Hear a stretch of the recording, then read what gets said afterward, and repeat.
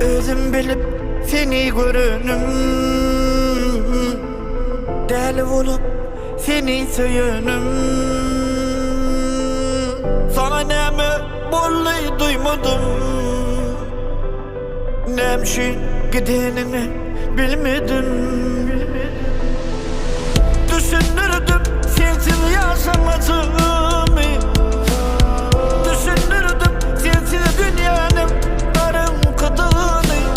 Şunu dedim beni kucakla, min seninki. Bunu minni ola sezilen hova yelinki. Kör olsun gözünüm dedim, senden başkanı görsem. Lal olsun dedim dilim, başkası yen diyeceğim. Sensiz yaşamalı bulsa gerek gel bu can dedim. Şunu sezilerden son gidi başka birine edip söyledim. Sensiz yaşamalı bulsa gerek gel bu dünya bana. Seni şeyle bırakıyordum ben, göz yaş döküp ayttım sana. Yalvarıyorum ey sevgilim, düşüneydim ama vakit gitmeli ettin beni bu şekerden yar yere.